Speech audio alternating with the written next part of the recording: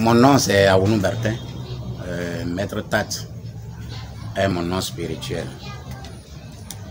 Et je suis guérisseur de la catégorie des thérapeutes énergétiques. Un thérapeute énergétique c'est qui? C'est quelqu'un qui opère, qui accomplit tout à partir de l'énergie. C'est quelqu'un qui ne fait plus appel à la matière pour accomplir n'importe quelle action. Donc je suis de cette catégorie-là. Et Dieu seul sait que on n'est pas beaucoup. Spiritualité africaine. Dites-nous un peu ce que ça veut dire. La spiritualité africaine, non, on ne peut pas parler de spiritualité africaine. La spiritualité telle que définie, je ne le vois pas dans les pratiques africaines. C'est-à-dire la spiritualité en tant que processus qui permet à l'individu de savoir qui il est vraiment. Processus qui permet à l'individu de prendre, de rester en communion avec lui-même, c'est-à-dire d'être connecté à lui-même, d'être connecté au divin. Si c'est de cette spiritualité-là, je ne vois pas les pratiques africaines qui amènent là, non. Donc, en clair, je vais dire que l'Afrique n'a pas de spiritualité, non. Mais l'Afrique a le mysticisme. C'est quoi le mysticisme? La différence entre le mysticisme et la spiritualité, c'est ça, je vais expliquer un peu aux gens. Le mysticisme, c'est les procédés qui permettent d'accomplir une action à partir des supports, à partir de cérémonies, à partir de rituels. De ces choses-là, ça c'est des choses qui permettent, c'est ça que je mets dans le mysticisme. C'est-à-dire, tu peux accomplir des choses, faire des choses, faire en sorte que les choses se réalisent à partir des supports qui existent, à partir des lois qui existent, à partir des choses, des connaissances que tu as héritées ou bien que tu as connues, mais que tu as découvert. Ça là, c'est des choses que tu fais hors toi. C'est-à-dire, ce n'est pas des choses que tu fais à partir de ton intérieur, mais c'est des choses que tu fais à partir de ton extérieur. Et c'est dans ça que l'Afrique, et ce n'est pas seulement l'Afrique, la majorité des pays, des nations ont connu. C'est-à-dire, j'appelle ça mysticisme, les procédés qui permettent d'accomplir des actions. Quant à la spiritualité, ce que c'est que la spiritualité, je ne vois pas les dimensions ou bien des pratiques ou bien des comportements africains qui permettent à l'individu de se connecter à lui-même et de chercher à comprendre qui il est, de rayonner et de faire tout par lui-même, sans aucun support. Ça là, je n'ai pas encore vu dans les pratiques africaines. Donc c'est ce qui m'amène à dire qu'en réalité, si on doit parler de spiritualité, la spiritualité africaine, non, mais le mysticisme africain, d'accord. Bon, mais on a constaté qu'en Afrique, il y a beaucoup de divinités qu'on adore. Et d'autre part aussi, il y a des gens qui adorent l'infini Dieu. Maintenant, j'aimerais comprendre quelle différence il y a entre le Dieu infini et puis les divinités que les gens adorent. Ceux qui adorent les divinités, ce n'est pas vraiment le Dieu qu'ils adorent.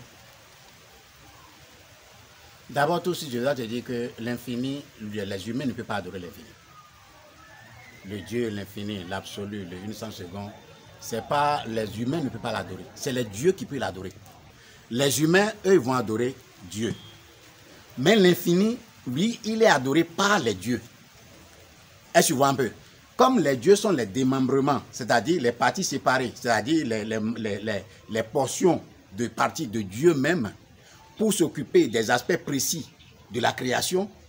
Donc, c'est un peu que c'est comme ça.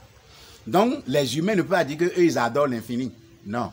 Si tu veux adorer l'infini, il y a les manières d'adorer l'infini qui ne sont pas dans des pratiques africaines que moi je remarque. Par contre, dans l'Orient, il y a des manières d'adorer l'infini. Ça, c'est à part. Eux, ils le nomment Brahma. C'est à part. C'est-à-dire, la manière d'adorer l'infini, ça existe. Même beaucoup de personnes ne l'adorent pas parce qu'ils savent que ce n'est pas l'infini qui va agir directement sur eux, qui va apporter quoi que ce soit dans leur action. Mais c'est pas ce que eux-mêmes vont faire à travers des relations qu'eux-mêmes, ils ont pu réaliser avec les divinités qui sont en place, qui peut avoir ce qui concerne leur dimension matérielle. Par contre, pour adorer l'infini, le cheminement d'adorer l'infini, c'est pour les grands maîtres, c'est-à-dire, c'est à part. C'est pour ça que je vous disais tantôt que c'est les dieux qui adorent l'infini, parce qu'eux, ils savent. Mais les humains, eux, vont adorer les dieux qui sont ici. Est-ce que tu vois? Les dieux là aussi sont ici pourquoi? C'est pour vous aider, c'est pour vous guider, c'est pour vous montrer la voie. C'est vrai qu'à un moment donné, ils ont été corrompus. Ces divinités-là ont été corrompues. Je parle spécialement des divinités africaines. Ils ont été corrompus de façon qu'eux-mêmes, leur dimension spirituelle, ont de la peine à rayonner vis-à-vis de l'infini. Est-ce que tu vois un peu? Donc, le rôle, ce qui devait être fait n'est plus fait, mais on a converti tout en matière, en matériel. Il doit accomplir cette action, il doit faire ceci pour cela, il doit faire ceci pour cela. Donc, eux-mêmes, ils sont condamnés dans un rayonnement qui ne leur permet même plus de s'ouvrir à l'infini et de recevoir véritablement l'énergie de l'infini. Donc, si je dois aller de façon plus précise, je vais te dire que l'infini, l'absolu, le 100 secondes, le Dieu qui a créé le ciel et la terre, est rarement adoré par les humains. Ceux qui adorent l'infini, l'incréé, le 100 secondes, celui qui a créé le ciel et la terre, c'est les dieux qui les adorent. Les adorations telles que pratiquées en Afrique ici et dans le Bénin, la façon dont les gens pratiquent, ils adorent des choses, c'est ça qui fait un petit quelque chose. C'est-à-dire un petit quelque chose du genre que tout le monde se condamne en adorant cette divinité. C'est vrai, les gens ne seront pas contents, mais ce n'est pas important pour moi. Il est important pour moi de dire aux gens telles que les choses sont.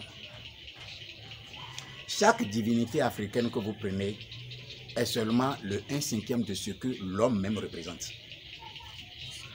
Chaque divinité, c'est-à-dire tous les dieux que vous voyez sur l'Afrique, tous les dieux africains. Je ne parle pas oriental, parce que quand on va parler oriental, il y a certaines dimensions, il y a d'autres dimensions. Mais précisément en Afrique ici, les divinités que vous adorez, auxquelles vous vous adonnez, représentent le 1/5 de ce que vous-même, homme, est pour eux. Donc en réalité, c'est cette divinité-là qui devait vous adorer. Mais vous allez adorer cette divinité, vraiment, c'est une aberration.